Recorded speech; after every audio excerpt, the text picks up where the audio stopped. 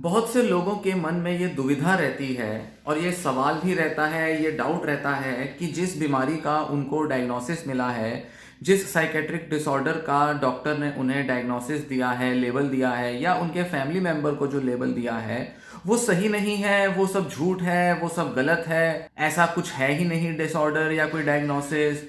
ये जो डॉक्टर्स हैं ये तो किसी को भी बीमारी का डायग्नोसिस दे देंगे, इनके पास तो जब जाते हैं ये कुछ ना कुछ तो दवा लिख के देते ही हैं, इनके पास जाने वाला तो हर आदमी इनको बीमार लगता है और इन डॉक्टरों को तो आप कुछ भी अपनी समस्या बताओगे ये तो आपको एक बीमारी के तौर पर देखना शुरू कर देंगे और आपको दवाइयाँ देंगे, ट्रीटमेंट्स देंगे। एक बार आप डॉक्टर के पास चले जाओ, साइकेट्रिस्ट से मिल लो, उसके आप उन डॉक्टरों के चंगुल में फंस जाओगे और जिंदगी भर फिर आपको डॉक्टर दवाइयाँ देता रहेगा।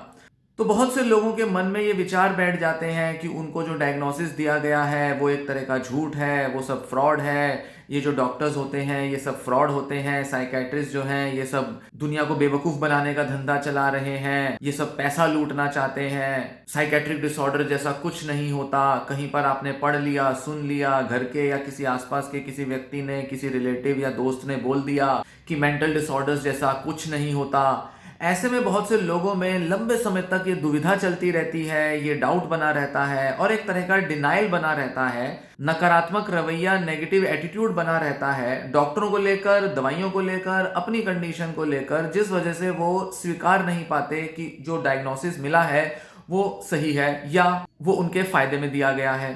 तो बहुत सारे ऐसे प्रश्न, बहुत सारे ऐसे सवाल लोगों के दिमाग में घूमते रहते हैं और कुछ कंडीशंस तो ऐसी हैं जैसे कि कुछ साइकोटिक डिसऑर्डर्स जैसे कि स्किज़ोफ्रेनिया, स्किज़ोअफेक्टिव या डिल्यूजनल डिसऑर्डर्स या बाइपोलर डिसऑर्डर्स और कुछ मामलों में सोमैटोफॉर्म या एंजाइटी या डिप्रेसिव डिसऑर्डर्स में भी ये देखने में आता है कि पेशेंट्स साइकेट्रिक डायग्नोसिस को एक्सेप्ट नहीं कर पाते और डॉक्टरों के अगेंस्ट, डॉक्टरों के खिलाफ हो जाते हैं, जिस वजह से वो घर के लोगों के भी कई बार खिलाफ हो जाते हैं, क्योंकि घर के लोग अगर उनके लिए कुछ अच्छा चाहते हैं, इलाज दिलवाना चाहते हैं, तो पेशेंट अक्सर उनके भी खिलाफ रहता है। अब वो पेशेंट जब इंटरनेट पर जाता है तो इंटरनेट पर उसको बड़ी सारी इंफॉर्मेशन मिल जाती है कि देखो ये डॉक्टर कहता है, ये बहुत बड़ा अमेरिका का या यूरोप की किसी देश का डॉक्टर है और ये भी कह रहा है कि साइकेट्रिक डायग्नोसिस जैसा कुछ नहीं होता। कोई किताब है जो पेशेंट को कहीं से पढ़ने को, देखने को मिल जाती है, कोई यूट्यूब पर कोई वीडियो मिल जाता है देखने को जिसमें बड़े सारे डॉक्टर्स या बड़े सारे साइकोलॉजिस्ट डिस्कस करते हैं, बताते हैं कि साइकेट्रिक डिसऑर्डर्स जैसा कुछ नहीं होता, पूरी साइकेट्री जो है वो फ्रॉड इंडस्ट्री है, ये फार्मास्यूटिकल कंपनीज चला रही हैं इन डिसऑर्डर्स को, इस फील्ड को, और फार्मास्यूटिकल कंपनियां जो दवाइयां बना रही हैं इसलिए डॉक्टर्स को इन्फ्लुएंस कर रही हैं कि डॉक्टर्स ये दवाइयां बेचने के लिए लोगों को डिसऑर्डर का डायग्नोसिस देते रहें। इस तरीके का माइंडसेट बनाना बहुत आसान है। जब भी आप गूगल पे, यूट्यूब पे जाओगे, बथेरा बहुत सारा ऐसा कंटेंट मिलेगा आपको जिससे कि आप कंफर्म कर सकते हो अपने लिए कि हाँ ये डायग्नोसिस जो होते हैं सब बेकार की चीजें हैं, कुछ नहीं होता।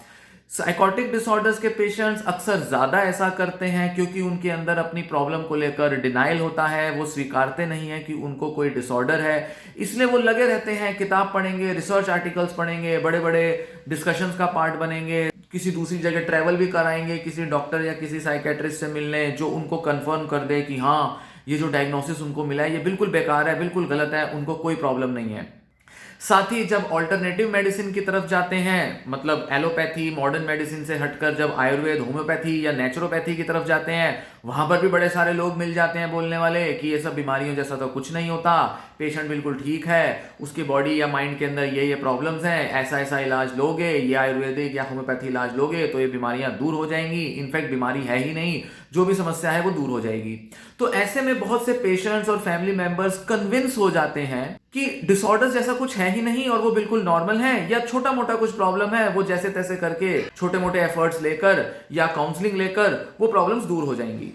कई लोग साइकोलॉजिस्ट के पास अप्रोच भी इसीलिए करते हैं क्योंकि कुछ साइकोलॉजिस्ट भी ऐसा मानते हैं कि ये डिसऑर्डर जैसा कुछ नहीं होता, या उनका ट्रीटमेंट का अप्रोच ऐसा होता है जहां वो दवाइयां नहीं दे रहे होते, इसलिए पेशेंट्स और फैमिली मेंबर्स भी नेचुरल ट्रीटमेंट प्रेफर करते हैं, जिस वजह से वो साइकोलॉजिस्ट को कंसल्ट तो करते हैं, बट अगर साइकोलॉजिस्ट बता दे कि ये डिसऑर्डर एक्चुअल में उन्हें है तो वो साइकोलॉजिकल काउंसलिंग से भी दूर भागते हैं और साइकोलॉजिस्ट के भी अगेंस्ट हो जाते हैं, क्योंकि कुछ साइकोलॉजिस्ट तो मिल जाएंगे जो बोलेंगे कि काउंसलिंग से आपकी प्रॉब्लम दूर कर देंगे, पर बहुत सारे साइकोलॉजिस्ट नहीं करेंगे एग्री, वो कहेंगे कि नहीं आपको दवा लेनी चाहिए, आपको साइकेट्रिस्ट के पास जाना चाहिए।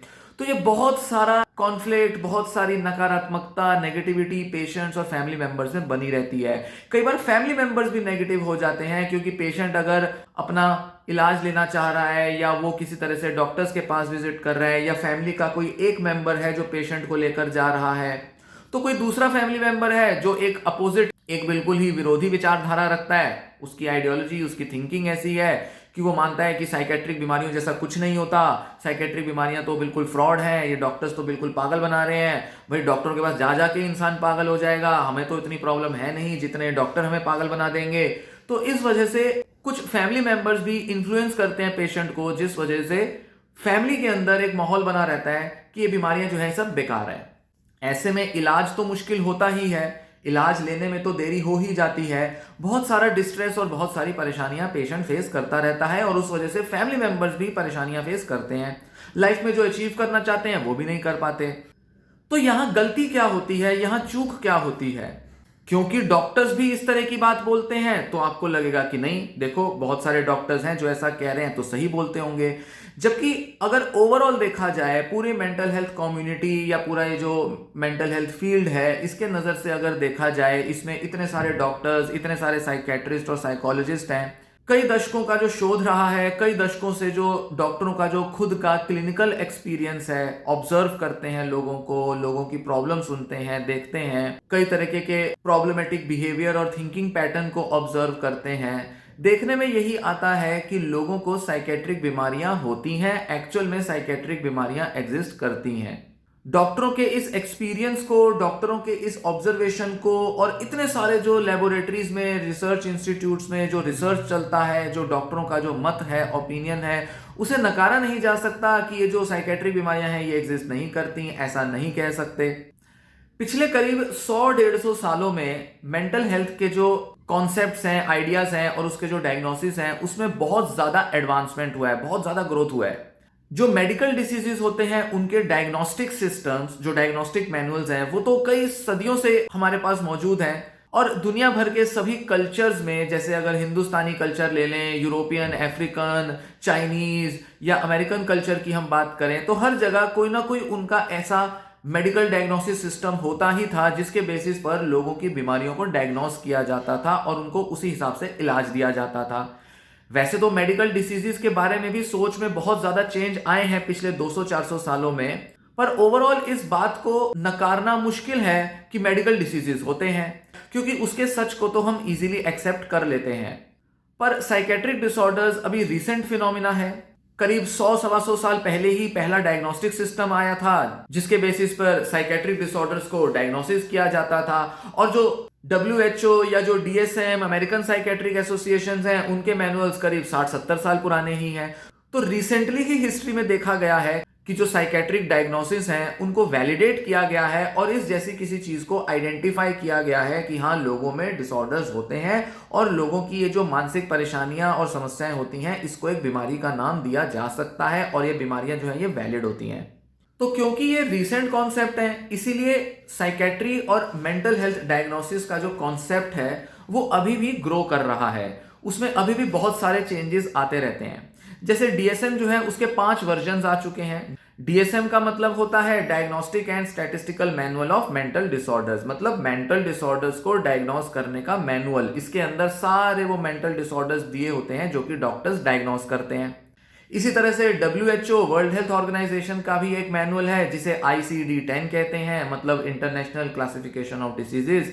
इसमें भी सारे मेंटल डिसऑर्डर्स दिए रहते हैं। अभी जो रिसेंट वर्जन है वो ICD-11 है जिसको कि रेफर किया जाता है, और DSM के साथ कुछ ही सालों के गैप में ICD का भी एक वर्जन आ जाता है जिसमें कुछ नए डिसऑर्डर्स भी ऐड कर दिए जाते हैं और कुछ पुराने डिसऑर्डर्स के डायग्नोसिस चेंज कर दिए जाते हैं, और कुछ डिसऑर्डर्स को कई बार हटा भी दिया जाता है। तो ये जितने भी डायग्नोस्टिक सिस्टम्स हैं या जितने भी ये अलग अलग डिसऑर्डर्स हैं, इनके अंदर बहुत सारा चेंज पिछले करीब 50-70 सालों में आया है। DSM 1 से लेकर DSM 5 तक बहुत कुछ बदलाव आ चुके हैं, बहुत सारी नॉलेज बढ़ चुकी है डॉक्टरों की। कई तरीके से अलग अलग यूनिवर्सिटीज, लेबोरेटरीज में डॉक्टरों ने, रिसर्चर्स ने, प्रोफेसर्स ने सोचा, समझा, ऑब्जर्व किया, और उसके बेसिस पर बहुत सारी चर्चाओं के आधार पर डिसऑर्डर्स के डायग्नोसिस को रिफाइन किया गया, उसको बेहतर बनाया गया। हाँ, DSM-6-7 आएगा, उसमें और नई एडवांसमेंट हो जाएगी, और नया कुछ जान जाएंगे डॉक्टर, नए तरीके से बीमारियों को समझना सीख जाएंगे। तो क्योंकि एक इवॉल्विंग फील्ड है, क्योंकि साइकेट्री और क्लिनिकल साइकोलॉजी एक विकासशील, एक डेवलपिंग फील्ड है, इस वजह से इसमें डॉक्टरों के जो ओपिनियंस हैं वो वक्त वक्त पर बदलते रहे हैं। जैसे स्किज़ोफ्रीनिया के पहले 5 सब टाइप होते थे और आज इस टाइम स्किज़ोफ्रीनिया का सिर्फ एक ही डायग्नोसिस दिया जाता है। इसका मतलब ये नहीं कि स्किज़ोफ्रीनिया जैसी बीमारी ही नहीं एग्जिस्ट करती। इसका मतलब सिर्फ ये है कि डॉक्टर्स पहले अलग अलग टाइप जो स्किज़ोफ्रीनिया के होते थे उसको डायग्नोस करना जरूरी समझते थे। आज के टाइम में डॉक्टर्स मानते हैं कि बस एक ही डायग्नोसिस दे दिया जाए तो काफी है, और एक ही डायग्नोसिस के अंदर भले ही हम आगे मेंशन कर दें कि किस टाइप का डिल्यूजन या हेलुसिनेशन या सिम्टम्स पेशेंट शो करता है, उसको आगे स्पेसिफाई किया जा सकता है, पर मोटे तौर पे डायग्नोसिस सिर्फ एक ही दिया जाएगा। पहले अलग अलग डायग्नोसिस दिए जाते थे। पैरानॉइड स्किज़ोफ्रीनिया एक अलग होता था, कैटेटोनिक स्किज़ोफ्रीनिया होता था, अनडिफरेंशिएटेड स्किज़ोफ्रीनिया होता था। ऐसे कई सारे अलग अलग डिसऑर्डर्स होते थे। तो डॉक्टरों को लगा नहीं, अब हम थोड़ा सा ज्यादा जान चुके हैं, अब हमें लगता है कि बस एक ही डायग्नोसिस दे दें तो काफी है। पर इसका मतलब ये नहीं कि स्किज़ोफ्रीनिया इनवैलिड हो गया। स्किज़ोफ्रीनिया के symptoms, delusion, hallucination, disorganised behaviour, speech, ये सब आज भी वैलिड है, आज भी पेशेंट्स इनको एक्सपीरियंस करते हैं। डॉक्टरों का ये जो अनुभव है इसे नकारा नहीं जा सकता। कितना भी डिबेट कर लिया जाए, कितना भी इस पे डिस्कशन हो जाए, पर हम कभी भी इस कंक्लूजन पर नहीं रीच कर सकते कि मेंटल डिसऑर्डर जैसा कुछ नहीं होता। ओपिनियंस भले ही बदल जाएं, रिसर्च भले ही बदल जाए, आज इन मानसिक बीमारियों के कारणों के तौर पे हम जो चीजें देखते हैं वो शायद उसके बारे में सोच बदल जाए। शायद ये हो कि कुछ बीमारियों को जितना हम मेडिकल समझते हैं उतना शायद हमें वो उतना मेडिकल ना दिखाई दें बहुत सारे शोध के बाद, और शायद हम उन्हें साइकोलॉजिकल समझने लगें। या कई सारी बीमारियां जिनको आज हम साइकोलॉजिकल देखते हैं, हो सकता है कि उनका मेडिकल बेसिस बहुत क्लियरली पता चल जाए आने वाले टाइम में, तो हम उनको मेडिकल डिसऑर्डर के तौर पे देखें। पर इससे डिसऑर्डर के जो सिम्टम्स हैं, लोग जो सिम्टम्स एक्सपीरियंस करते हैं, जिस तरह के बिहेवियर और थिंकिंग में उनके चेंज आ जाते हैं, उस चेंज को, उस बदलाव को, उस क्वालिटेटिव डिफरेंस को, क्वालिटेटिव मतलब उस पेशेंट का पूरा एक्सपीरियंस बदल जाता है, उसका मेंटल, फिजिकल, साइकोलॉजिकल एक्सपीरियंस बदल जाता है, उस चीज को नकारा नहीं जा सकता।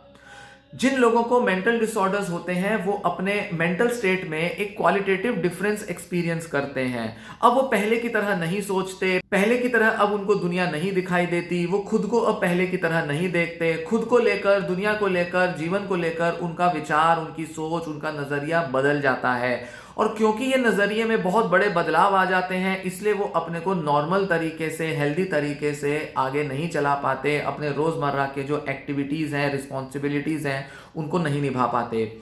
इसलिए साइकेट्रिक डायग्नोसिस देना, साइकेट्रिक डिसऑर्डर्स को पहचानना, उनको वैलिड मानना, वैध मानना, ये जरूरी हो जाता है। आप अपने आसपास देखें, जिन लोगों को लगता है कि ये बीमारियां एग्जिस्ट नहीं करती, आसपास देखें कि लोग किस तरह की परेशानियों से डील कर रहे हैं। क्या हम ये कहें कि दुनिया में कोई ऐसा लोग नहीं है जो कि बीमार है, जो कि मानसिक रूप से परेशान है? इतने सारे साइकेट्रिक हॉस्पिटल्स में, इतने सारे डॉक्टरों के क्लिनिक में, इतने सारे लोग ट्रीटमेंट्स के लिए जाते हैं, इलाज के लिए, बीमारियों के डायग्नोसिस के लिए, असेसमेंट के लिए जाते हैं। क्या उन सभी लोगों का अनुभव झूठा है? क्या वो सभी लोग सिर्फ धोखे में चल रहे हैं? क्या इतनी बड़ी दुनिया सिर्फ एक फ्रॉड प्रोफेशन उसको चला रहा है? क्या इतने सारे डॉक्टर्स जो आज तक हुए वो सब किसी फ्रॉड के चलते ही ये सब चीजें कर रहे हैं? क्या इतने सारे डॉक्टरों की, रिसर्चर्स की सोच क्या बिल्कुल बंद हो चुकी है, खत्म हो चुकी है कि वो इतना भी नहीं सीख पा रहे, समझ पा रहे कि ये जो डिसऑर्डर्स हैं ये झूठे हैं या सच्चे हैं? वही डॉक्टर्स, वही सोच से चलने वाले वैज्ञानिक, रिसर्चर्स जो फिजिकल डिसीजेस के बारे में विचार करते हैं, डायग्नोसिस बनाते हैं, उसी टाइप की सोच और उसी टाइप की मानसिकता से साइकेट्रिक डायग्नोसिस भी बनाए जाते हैं। वही डॉक्टर जो एमबीबीएस करने के बाद एमडी करके ऑन्कोलॉजिस्ट बन सकता था, कार्डियोलॉजिस्ट बन सकता था, वो साइकेट्रिस्ट बन जाता है। डॉक्टरों के चरित्र में, डॉक्टरों की सोच में तो कोई बदलाव नहीं आता। वो तो वैसा ही डॉक्टर है जैसे बाकी के डॉक्टर हैं, चाहे वो किसी भी यूनिवर्सिटी से पढ़े, चाहे अमेरिका पढ़ के आए, चाहे इंडिया में पढ़े। वही शिक्षा, वही एजुकेशन मिल रही है, बीमारियों के बारे में वही सोच, वही मानसिकता से वो अपने को पढ़ा रहा है, अपने को प्रोफेशनल बना रहा है। तो जब हम पढ़ाई पर भरोसा करते हैं दूसरे मेडिकल डिसीजेस के मामले में, तो फिर ये क्यों आ जाता है हमारे मन में कि साइकेट्रिक डिसऑर्डर्स ही केवल फ्रॉड हैं और बाकी सारे मेडिकल डिसीजेस ठीक हैं? इस बारे में बहुत कुछ कहा जा सकता है। बहुत से तरीके हैं जिसमें हम अपने दोगलेपन को, अपने गलत सोचने के ढंग को मॉडिफाई कर सकते हैं, उसको रिफाइन कर सकते हैं, और हम लॉजिकल लेवल पर, रैशनल लेवल पर चेक कर सकते हैं, वेरीफाई कर सकते हैं कि क्यों साइकेट्रिक डायग्नोसिस और डिसऑर्डर्स जो है वो वैलिड होते हैं। जब डॉक्टरों ने साइकेट्रिक कंडीशंस को समझना शुरू किया, लोग उनके पास आते थे, देखते थे उनको, उनकी कंडीशन को पहचानते थे, तो लगा कि हाँ, इन लोगों के साथ कुछ अलग हो रहा है, इन लोगों की सोच में कुछ ऐसा परिवर्तन आ चुका है जिससे अब ये अपने को नॉर्मल नहीं रख पा रहे, जिससे कि अब ये अपने रोजमर्रा के काम नहीं कर पा रहे, इनका जीवन मुश्किल होता जा रहा है, ये परेशान हो गए हैं, डिप्रेशन है तो सारा दिन एक ही कमरे में पड़े रहते हैं, कुछ भी करने का मन नहीं करता, किसी से बात करने का मन नहीं करता। इस चीज को कैसे नकारा जा सकता है? नहीं, हम इसको इनवैलिड कह सकते। एक पर्सन जिसको आवाजें आ रही हैं, आवाजें सुन रहा है, उसको लग रहा है कि कोई उसे कमांड दे रहा है कि तू ये कर ले, तू वो कर ले, कोई उसे धिक्कार रहा है, उसको आवाजें आ रही हैं, कैसे नकारा जा सकता है कि जो आवाजें उसको आ रही हैं ये झूठी हैं, ये गलत हैं? किसी को ऑब्सेशंस हो गई हैं, कंपल्शंस हो गया है, सुबह से शाम तक हाथ धोए जा रहा है, बाथरूम में टाइम स्पेंड कर रहा है, कोई भी चीज गंदी हो जाती है तो उसको कई कई बार साफ करना पड़ता है, कैसे हम कह लें कि ये जो बिहेवियर है ये नॉर्मल है? कैसे हम कह लें कि इस तरह के जो बदलाव हैं वो हेल्दी हैं, वो केवल एक आदत है? इसलिए हमें थोड़ा परिपक्व होने की जरूरत है और एक्सेप्ट करने की जरूरत है कि जो मेंटल डिसऑर्डर्स होते हैं ये एक्चुअल में एग्जिस्ट करते हैं। मोटे तौर पे 4-5 ऐसे कारण होते हैं जिसकी वजह से लोग अक्सर मेंटल डिसऑर्डर्स को रिजेक्ट करते हैं या उसमें मानने से मना करते हैं। एक रीजन होता है डिनाइल, एक्सेप्टेंस ना होना, उस चीज को पूरी तरह से नकार देना। जैसे कि मैंने बताया कि साइकोटिक डिसऑर्डर्स में होता है। स्किज़ोफ्रेनिया का पेशेंट जिसको इंसाइट नहीं है अपनी बीमारी में, उसको अपने अंदर आने वाले बदलावों में इंसाइट नहीं है, वो नहीं समझ पा रहा उसके साथ क्या हो रहा है, क्यों हो रहा है, वो अपने मेंटल एक्सपीरियंस को डिस्क्राइब भी नहीं कर पा रहा, उसके अंदर आने वाले डिल्यूजन, हेलुसिनेशंस को वो सच मानता है। ऐसा पर्सन, उसको अगर बीमारी का डायग्नोसिस दिया जाए तो चांसेस हैं कि वो डिनाइल में रहेगा, वो मानने से मना कर देगा कि नहीं ये चीज कुछ नहीं है, ये डॉक्टर मुझे बस जानबूझ के फंसाने की कोशिश कर रहे हैं, या वो अपने पैरानॉइड डिल्यूजन में ही इस पूरे डायग्नोसिस को देखने लगेगा। उसको लगेगा डायग्नोसिस जो है उसको किसी जेल में, किसी हॉस्पिटल में बंद करने की कोई तरीका है और ऐसे में ये सब षड्यंत्र चल रहा है। कुछ ना कुछ ऐसा पैरानॉइड मैनर में वो डॉक्टर्स के अप्रोच या डॉक्टर्स के बिहेवियर को इंटरप्रेट करेगा। और अगर ऐसा नहीं भी कर रहा, अगर उसके डिल्यूजन्स नहीं भी हैं, तो भी वो इस सच को मानने से मना करता है कि उसको कोई बीमारी है, क्योंकि उसको इनसाइट की प्रॉब्लम है, क्योंकि उसकी बीमारी में उसकी इनसाइट चली गई है। तो एक तरफ तो डिनाइल होता है। डिनाइल कई सारे न्यूरोटिक डिसऑर्डर्स में भी हो सकता है, डिप्रेशन में, एंजाइटी में, ओसीडी में, सोमैटोफॉर्म डिसऑर्डर में, उनमें भी डिनाइल हो सकता है। एक पर्सन को फिजिकल सिम्टम्स आते हैं और वो डिनाइल में है कि उसको कोई साइकेट्रिक प्रॉब्लम है, वो कहता है कि मेरे को स्ट्रेस से प्रॉब्लम्स कहाँ से आ गई, मेरे को ये स्ट्रेस से प्रॉब्लम्स नहीं है, भाई मुझे तो सच में महसूस होता है कि मेरे शरीर में कुछ गड़बड़ हो रहा है, कुछ सिम्टम आ रहा है। वो डॉक्टरों के पास जाता है, चेकअप कराता है, कई तरीके के अलग अलग ऑल्टरनेटिव मेडिसिन के डॉक्टरों से भी वो कॉन्टैक्ट करता है। कुछ डॉक्टर्स कह देते हैं कि तेरे को सोमैटोफॉर्म डिसऑर्डर नहीं है, हेल्थ एंजाइटी डिसऑर्डर नहीं है, तेरे को सच में कोई बीमारी है, उसका इलाज भी देने लगते हैं। पर कहीं ना कहीं वो पर्सन डिनाइल में रहता है, वो अपने कंडीशन को एक साइकेट्रिक डिसऑर्डर की तरह आइडेंटिफाई नहीं कर पाता। हर तरह की मेंटल इलनेस में इस तरह का डिनाइल दिखता है। दूसरा एक कारण आता है किसी से इन्फ्लुएंस हो जाना। बीमारी का डायग्नोसिस मिला, काफी टाइम तक इलाज लिया और इलाज सफल नहीं हो पाया। ऐसे में एक पेशेंट किसी होम्योपैथिक डॉक्टर के पास चला जाता है, किसी रिश्तेदार से मिल लेता है, या कोई भी ऐसा पर्सन जिसको वो एडमायर करता है उससे वो मिल लेता है, और वो लोग उसको कह देते हैं कि ये सब तो कुछ होता नहीं, ये सब तो हमारे जो मेडिकल सिस्टम है उसमें मानसिक बीमारियों जैसा कुछ नहीं होता, या ये होता भी है तो इसको देखने का, इलाज करने का ये तरीका सही नहीं है। साथ ही उसको कुछ यूट्यूब पर या सोशल मीडिया पर कुछ ऐसे इन्फ्लुएंसर मिल जाते हैं जो कहते हैं कि अरे मानसिक बीमारी ऐसा कुछ नहीं होता, डाइट के अंदर चेंजेस आ रहे हैं, ब्रेन के अंदर कोई केमिकल चेंज नहीं आ रहा, हमारे अंदर न्यूट्रिशन के चेंज आ चुके हैं, हमारे अंदर विटामिन डी की ये वो पता नहीं किसी की कमी हो चुकी है, ये सिर्फ न्यूट्रिशनल डेफिशिएंसीज हैं, कुछ नहीं है। तो ऐसे इन्फ्लुएंस में पड़ने की वजह से भी हम कई बार साइकेट्रिक डिसऑर्डर्स को एक्सेप्ट नहीं कर पाते। तीसरा रीजन होता है इलाज का सफल ना होना। कई बार पेशेंट को जब डॉक्टर्स दवा दे रहे होते हैं और वो उसको डायग्नोसिस देते हैं, तो पेशेंट को कई बार डिप्रेशन की, एंजाइटी की कोई दवा मिल रही होती है और बड़े टाइम तक इलाज लेने के बाद भी पेशेंट देखता है कि उसके सिम्टम्स में कमी नहीं आई, थोड़ा बहुत कमी आ गई पर फिर से प्रॉब्लम बढ़ गई। तो जैसे जैसे समय बीतता जाता है पेशेंट को ऐसा लगता है कि उसको जो डायग्नोसिस दिया वो गलत दिया है। फिर कोई दूसरा डॉक्टर उसको मिल जाता है, वो डॉक्टर उसको कहता है कि आपको ये वाली नहीं, आपको ये वाली बीमारी है, और ये सारे साइकेट्रिस्ट हैं या कोई क्लिनिकल साइकोलॉजिस्ट है। तो ऐसे में पेशेंट के अंदर कंफ्यूजन आ जाती है। पेशेंट को जब अलग अलग डायग्नोसिस मिल जाते हैं अलग अलग डॉक्टरों से, तो पेशेंट को लगने लगता है कि शायद या तो उसकी बीमारी कोई डॉक्टर पहचान नहीं पा रहा, या शायद उसको कोई बीमारी है ही नहीं। सब डॉक्टर अपनी कहे जा रहे हैं, सब डॉक्टर अपने तरीके से उसको डायग्नोस किए जा रहे हैं। तो ऐसे में भी पेशेंट जो है वो डॉक्टरों को लेकर, मेडिकल सिस्टम को लेकर काफी नेगेटिव हो जाता है। तो या तो इलाज पूरा नहीं हो पा रहा, इस वजह से वो नेगेटिव हो रहा है, या फिर अलग अलग डॉक्टर अलग अलग ओपिनियन दे रहे हैं, इस वजह से वो डायग्नोसिस को एक्सेप्ट नहीं कर पाता। नेक्स्ट एक रीजन होता है कि कई बार पेशेंट को जब डॉक्टर दवा दे रहा होता है तो पेशेंट ठीक हो जाता है, पेशेंट के सिम्टम्स कम हो जाते हैं, पर फिर भी डॉक्टर जो है वो उसको दवा देते रहते हैं। साइकोलॉजिस्ट से भी मिलते हैं, वो भी कहता है कि आपको थेरेपी या काउंसलिंग की तो जरूरत पड़ेगी। तो पेशेंट कहता है कि जब मैं ठीक हूं, मैं ठीक ठाक चल रहा हूं, सिम्टम्स नहीं है, तो मुझे क्यों दवा दे रहे हैं। तो इस वजह से भी काफी लंबा एक ऐसा दौर, ऐसा फेज आ जाता है जब पेशेंट जो है बीमारी होते हुए भी बीमारी को एक्सेप्ट नहीं करता। जैसे मान लीजिए डिप्रेशन की प्रॉब्लम थी, 2 महीना दवा ली, 2 महीने के बाद सिम्टम्स में कमी आ गई, अब डॉक्टर कह रहा है कि अभी भी आपको दवा लेनी होगी। क्यों? क्योंकि डॉक्टर देखना चाहता है, श्योर होना चाहता है, लंबे समय तक दवा देकर, मेंटेनेंस फेज में दवा देकर वो पक्का होना चाहता है कि अब आपकी बीमारी चली गई। लोग कई बार अपनी बीमारी को हल्का आंक लेते हैं, अंडर एस्टिमेट करते हैं।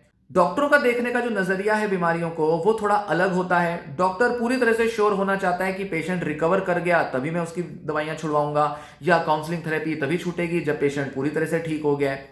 पेशेंट्स जो होते हैं, फैमिली मेंबर्स जो होते हैं, वो एक दो सिम्टम्स को ही कई बार ज्यादा प्रॉब्लम मानते हैं। जैसे कहा कि भाई नींद नहीं आती, नींद ठीक हो जाए तो मैं ठीक हूं। भाई मेरे को सुबह एक्टिविटी करने में एनर्जी फील नहीं होती, एनर्जी आ जाए तो मैं ठीक हूं। पर ये पूरी तरीके से बीमारी को देखना नहीं हुआ। पूरी बीमारी जो है वो कई सारे सिम्टम्स लेकर आती है, और एक सिम्टम में रिलीफ आने का मतलब ये नहीं होता कि पेशेंट पूरा ठीक हो गया। तो अक्सर लोग गलती ये कर देते हैं कि कुछ सिम्टम में जो रिलीफ आने लगता है उसी को बीमारी का पूरा इलाज समझ लेते हैं, और भले ही बीमारी उनकी चल रही है जिसमें कि उनके जो सिम्टम्स हैं वो रेजिडुअल फेज में है, सब क्लिनिकल लेवल पर हैं, वो उन सिम्टम्स को रिकॉग्नाइज नहीं करते, इतनी जानकारी उनको नहीं होती कि वो उसको भी एक लक्षण के तौर पे देखें। तो ऐसे में वो दवाइयां छोड़ सकते हैं, ट्रीटमेंट छोड़ देते हैं, क्योंकि उनको लगता है अब वो ठीक हो चुके हैं। तो इस वजह से भी लोग अपने डायग्नोसिस को नहीं स्वीकार पाते। एक और रीजन होता है बीमारी स्वीकार ना कर पाने का, वो होते हैं जब मल्टीपल डायग्नोसिस मिलते हैं। 2 या 2 से ज्यादा साइकेट्रिक डायग्नोसिस मिल जाते हैं, बहुत कंफ्यूजन आती है। खासकर कि जब पेशेंट को डिप्रेशन या एंजाइटी का डायग्नोसिस भी मिले और साथ ही उसको पर्सनैलिटी डिसऑर्डर का डायग्नोसिस भी मिले। बहुत से लोग जिनको पर्सनैलिटी डिसऑर्डर होता है वो भी कई बार इनसाइट की कमी के कारण डायग्नोसिस एक्सेप्ट नहीं करते। तो मल्टीपल डायग्नोसिस की वजह से कंफ्यूजन्स रहती हैं, कौन सा इलाज दवा किस बीमारी पर कर रही है, कौन सी बीमारी पहले जाएगी, कौन सी बीमारी ज्यादा बड़ी प्रॉब्लम ला रही है। इसकी कंफ्यूजन होने की वजह से भी कई बार एक्सेप्टेंस नहीं आ पाती। पर यहाँ थोड़ा बहुत प्रॉब्लम डॉक्टरों को भी होती है। डॉक्टरों को भी इलाज देने में, साइकोलॉजिस्ट को भी काउंसलिंग करने में, थेरेपी करने में दुविधाएं आती हैं।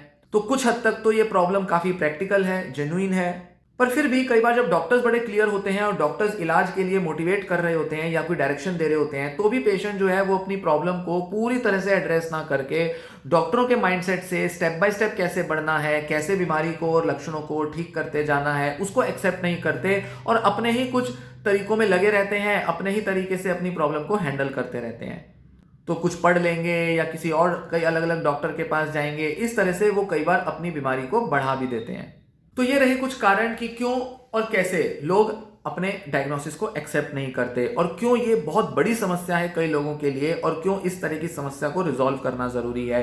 कुछ आइडियाज इस वीडियो में दिए, कुछ ऐसे पर्सपेक्टिव शेयर किए, सिर्फ जनरल आइडियाज थे जो आपसे मैं शेयर कर पाया। इसके कुछ टेक्निकल एस्पेक्ट भी होते हैं जिसके बेसिस पे हम कन्विंस हो सकते हैं कि क्यों ये डायग्नोसिस वैलिड होते हैं।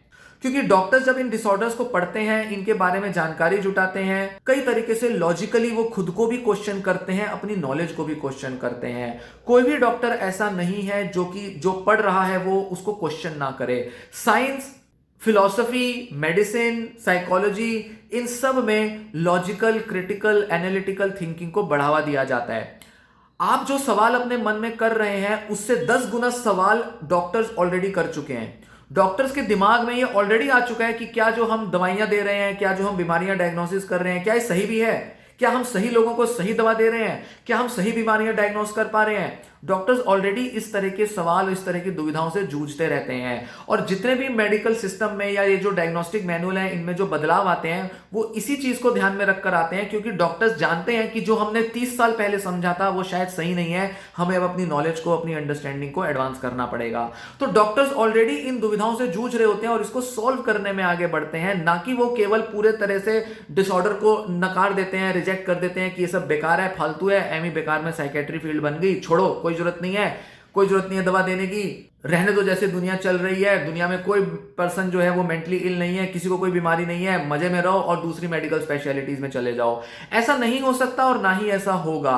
बीमारियां हैं, डॉक्टर स्टडी करेंगे, डॉक्टर्स क्वेश्चन भी करेंगे, लॉजिकल एनालिटिकल तरीके से समझेंगे और हमेशा अपनी अंडरस्टैंडिंग को रिफाइन करते जाएंगे।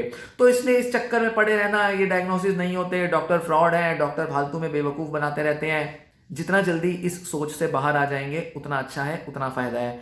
हाँ, कैसे समझना है, क्या समझना है, इस बारे में मैं आगे भी डिस्कस करूंगा। जिन लोगों के मन में ये दुविधा है या कन्विक्शन की कमी है कि ये डॉक्टर्स फालतू का डायग्नोसिस दे रहे हैं, उस दुविधा को, उस डाउट को पूरा करने का मैं प्रयास करूंगा और आपको बताऊंगा कि क्यों, थोड़ा सा टेक्निकल मैनर में बताऊंगा कि क्यों ये डायग्नोसिस जो है ये वैलिड होते हैं। कुछ एग्जांपल्स भी लूंगा कि कैसे डिसऑर्डर्स के डायग्नोसिस बदले और कैसे डॉक्टर्स जो है वो ज्यादा वैलिड डायग्नोस्टिक क्राइटेरिया की तरफ रीच कर पाए, और थोड़ा और कुछ कॉन्सेप्ट बताऊंगा कि क्यों डॉक्टर्स कन्विंस्ड हैं, पूरी research community, doctor community convinced है कि हाँ ये बीमारियां होती हैं और ये रहेंगी और इनके इलाज ढूंढने जरूरी है और इलाज करना भी पेशेंट्स का जरूरी है। इस वीडियो में दी गई जानकारी पसंद आई हो और लोगों से शेयर करना, ऐसी वीडियोस बनाता रहूंगा, चैनल के साथ बने रहना। ये वीडियो यहीं समाप्त होता है, धन्यवाद।